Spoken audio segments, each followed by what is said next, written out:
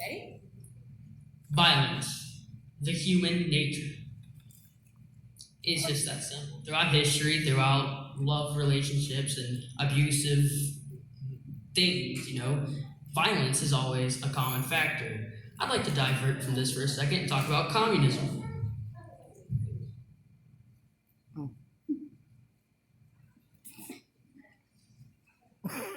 The clicker's not working. Hang on there. There we are.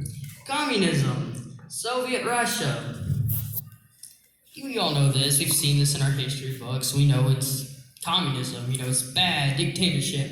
And I'd like to bring up something else that's also a communistic symbol. This, though. This fist. This fist means communism. It means dictatorship and oppression. Abusive oppression.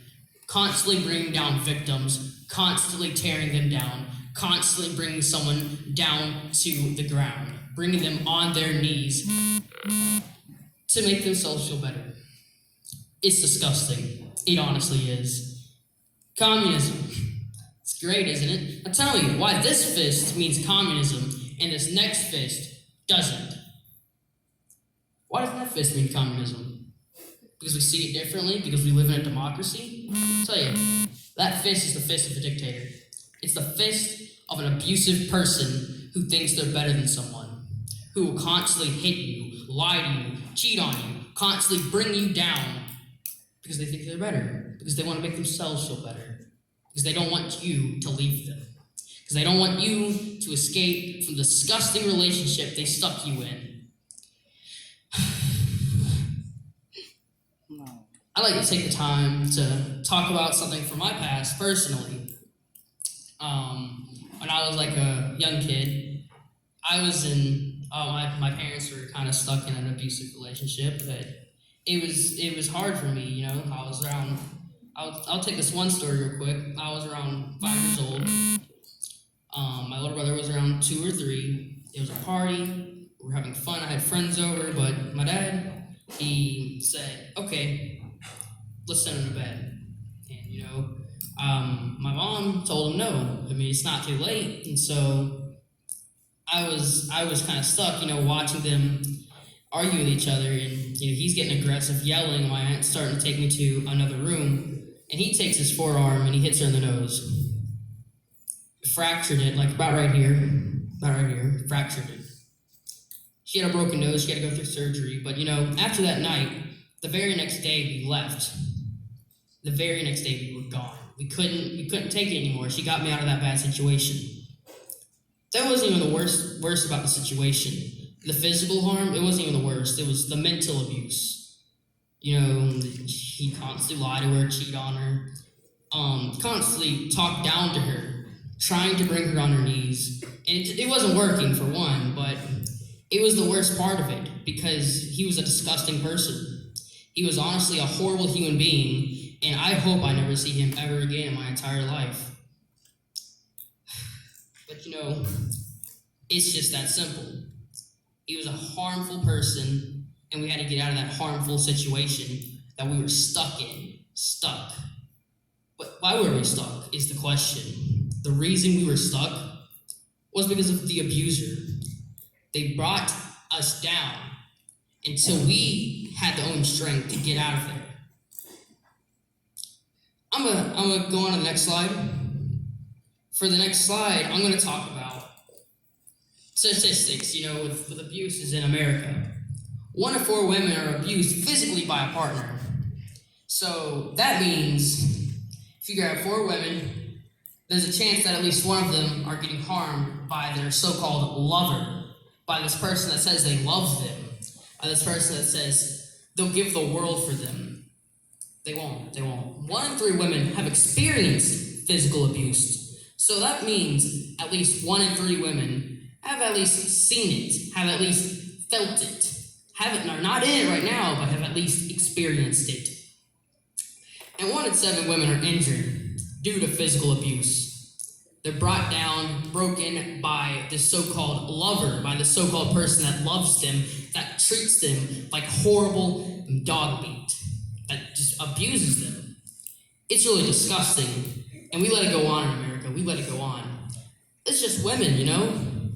This has been going on for centuries. We've been letting it go on for centuries. 1920s, it was fine to smack a broad across the face. That was normal. That was expected. Women were expected to do this. Women were expected to get hit. They take them to the doctor, whatever. The doctor didn't care because it was normal. We normalized it. We normalized abuse. We normalized the harming of another human being. Tell me why that's normal. Tell me why our society is normal to normalize abuse. It's disgusting. Can I get the next slide, please? He's good. Let me be completely honest with you. It's not just women that are getting beaten on and torn down. Any person can be abused and torn down as a person. Anyone can be taken from person level to nothing. Anyone can do it with a few simple words and a few simple slaps, a few simple hits, whatever. 1 in 9 men are physically abused by a partner, so that means they're letting their wife or lover hit them, beat them, hit on them. 1 in 4 men have experienced it. So that means that they've at least experienced it and gotten out of it, but it's still going on. 1 in 25 men are injured. Injured. That's so harsh. It's almost like I'm repeating myself now that all these people are injured, abused, experience it. It's because we let it go on. We say nothing, we sit down, we tell the other person it's gonna get better, but it's not. We know it's not. You know, I'm talking about men and women, but it's any relationship. It could be a friendship, anything. People will try to bring you down if they want to make themselves feel better. It's disgusting. We live in a disgusting world who normalizes abuse. You know, it's really gross how we can say, oh, well, this is just happening because of this is happening because of that. And you know, it's really harsh and hard to think about it whenever someone could be in an abusive relationship and they go to someone for help and the person's like, oh, it'll get better. Isn't that what the lover is saying? It's gonna get better, I'm sorry. But then the next day they hit them, cheat on them, lie, go out. Who cares? They don't. If we don't care, who's gonna care? That's really hard to think about. And you know, it's just gross and disgusting. You know, physical abuse starts off with verbal abuse, talking down, bringing down to nothing, trying to make them feel worse about themselves. They get them down to that husk. They lie to them. They lie straight to their face. They lie to the so-called lover. They lie to this person they love. They say they love. They lie to them. They cheat on them. They do whatever they want as long as that other person feels horrible and they feel good about themselves. What now? They're broken. They're saying whatever they want. They abuse them physically. Say this person's trying to leave the situation. They break them mentally and physically. They're brought down to nothing, and we let it go on in America today. Next slide, please. 20,000 phone calls nationwide per day. That means at least 20,000 people are calling the police, telling them about abuse. Every day across our nation, we let it go on. We let it happen in our nation, in the country we love called America. It goes on and on and on. If that's per day, that means it's not stopping. That means we're not stopping lunatics. We're not stopping psychopaths from beating down and mentally and physically harming a partner. We let it go on. It happens. You know, they call cops, domestic violence. Cops pull up, they talk to the guy, ticket, jail time, whatever. What happens when they get out? They just do it to another person or what? They get out, they hurt other people, we let this happen. We enable it. We let it happen. Someone comes to you for help and you say it's gonna get better. It's not getting better. Get them out of that situation or else they're stuck. They're stuck in a bad situation and you let it go on. It's just harmful, you know? People will either people will get mentally affected, even if you're not the one that's getting hurt or harmed. It still mentally affects people. Me and my little brother, we were in a bad situation, and Ethan, he's a very forgiving person, and I love him. And he's kind of naive sometimes, but me, I couldn't just sit around and do nothing. We got out of that situation, we were roughing it, and by that time, I either had to whine and complain or man up. At a very young age, I had to man up. I had to be the person that could tell everyone it's going to get better, and we can help her push her through situations. I had to be that person at a young age because I didn't have the male role model as everyone got to have. I go to school every day and I come home with a straight face. I try not to complain about it because I try not to be a victim. But yet we have victims all over America, and we let it go on. It's disgusting. We let it go on, though. That's kind of crazy, ain't it? I like to play a video that I caught on YouTube about actor Terry Crews telling his story. And I was going to ask if you could stop at the 45-second mark. Check this out.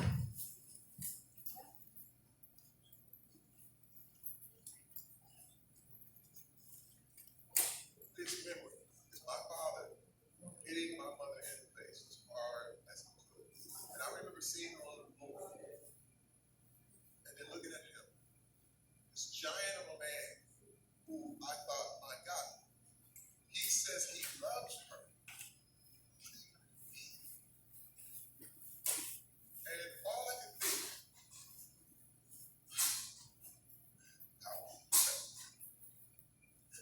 I will protect her. And how long it was. And I said, I gotta be strong. I gotta get strength so that I can protect her. And every time he came home, we were scared. He didn't know. I literally wet the bed till I was 14 years old because I didn't know what was gonna happen. Almost a parrot. He had to be strong. He had to get stronger. He had to protect her. He was scared. Mentally, he was scared. He wanted to protect his mother, but he couldn't because he was so small and he was younger, and he said he wanted to get strong. And that's why he got strong. He had to mentally get himself in a state where he was okay and he was good and he could mentally bring someone else up because of an abuser. Now, can we play the rest of the clip?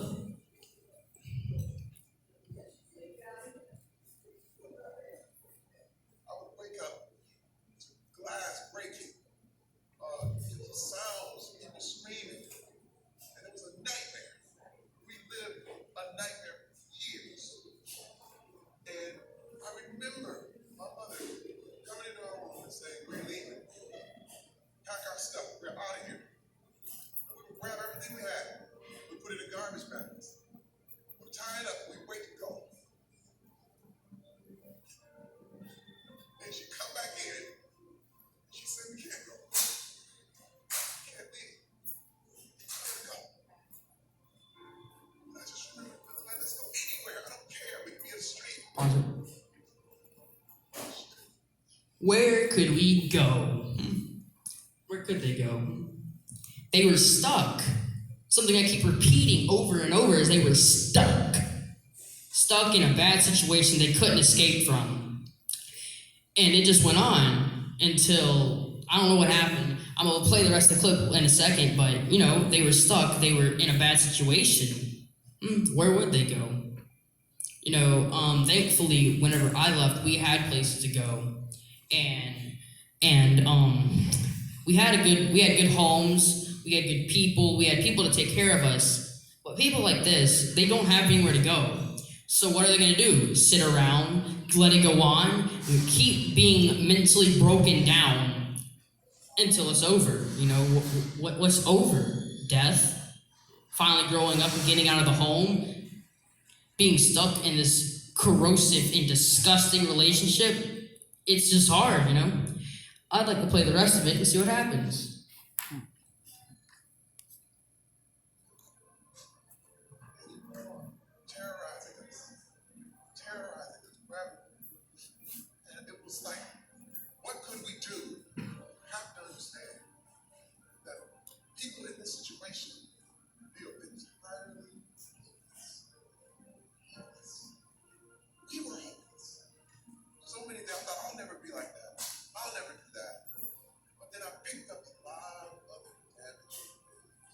Pause it. A lot of other things that He was saying he picked up a lot of things from this situation. People that can grow up in these situations will grow up and become abusers because it was normal in their everyday life that you hit a woman, you can hit your spouse and break them down mentally. He was saying he picked them up. He was becoming like that. He later continues and says that he stopped himself, but I mean, what if he hadn't? What if he hadn't? Well, what if he hadn't? What if anyone hadn't? What if no one stops themselves and this terrible cycle just continues? It's because we allow it to. We don't try to help. We can sit around and say we're helping, but we don't. We sit around and do absolutely nothing and constantly let these disgusting relationships go on. We let them continue, and we let people keep being broken down because we think we're too weak or we don't want to intervene. Let me tell you, not intervening is the same thing as throwing the punch, as throwing the slap, whatever. You know, if you say it's going to be okay and it continues, and you're enabling it, you're letting it go on, you're letting abuse continue.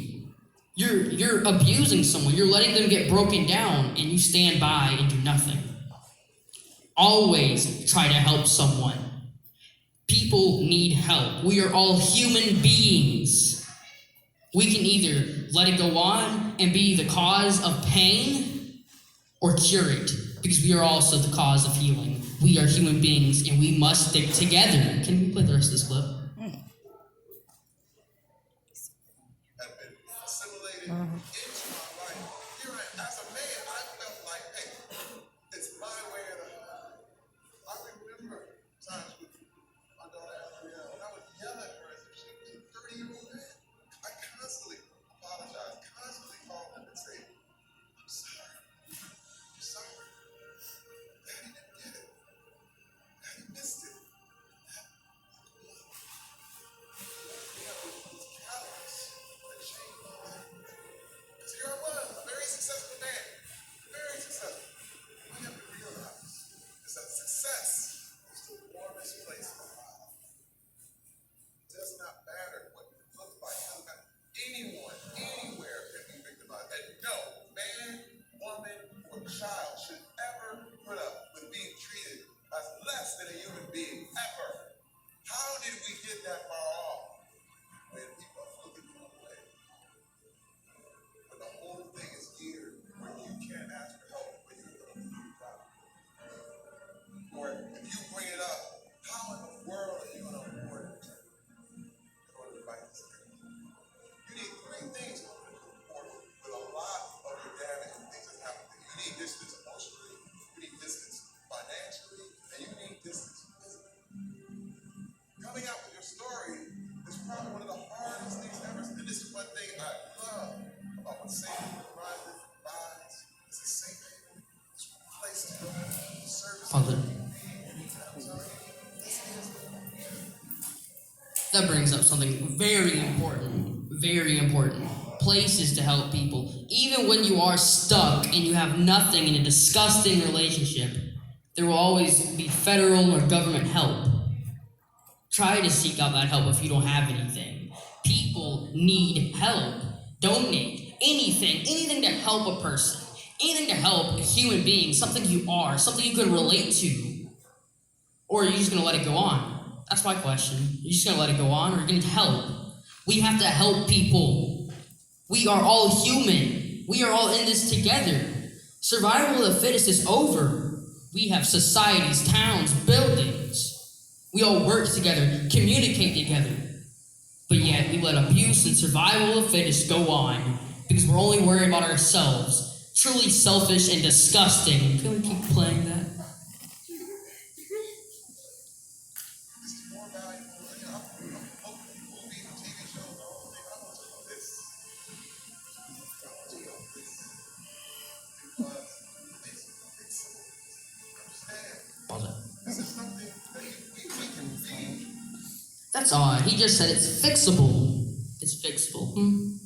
Abusive relationships are fixable. We can help people. We can fix it. We can help people. We can do something about it, or we can let it go on, like most of us do. He said it's fixable, fixable, fixable. It's something we can repair. It's something we can fix. It's something that can be stopped. It can be prevented. None of this has to happen, but we let it happen, and people still continue, and it still happens. It's disgusting. Keep playing that, please.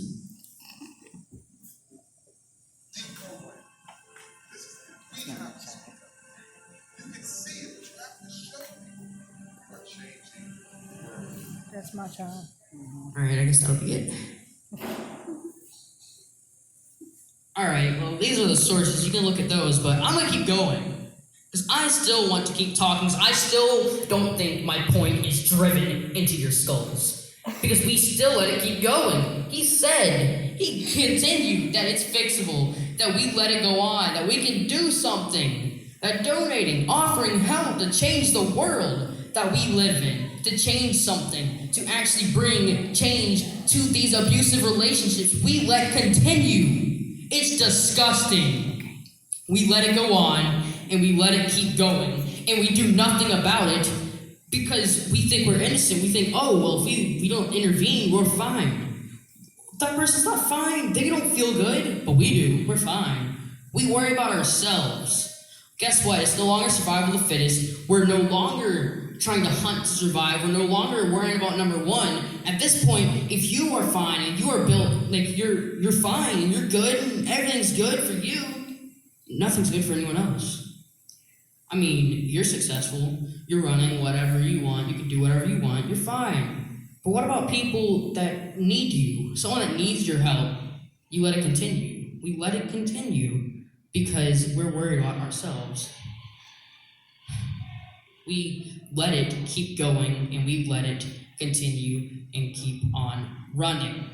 Because we don't worry about anyone else. We only worry about ourselves. At this point, I'm repeating myself because it's just that simple of not doing nothing and actually helping people. People need help all across America, but we sit down and worry about ourselves, play video games, go to Burger King, wherever. We go do whatever we want. We play whatever video game's popular at the time. We don't worry about anyone else. We hang out with our friends. We do whatever. But yeah, there's people that need our help all across America, and we do absolutely nothing about it, and it's truly disgusting. Thank you for your time.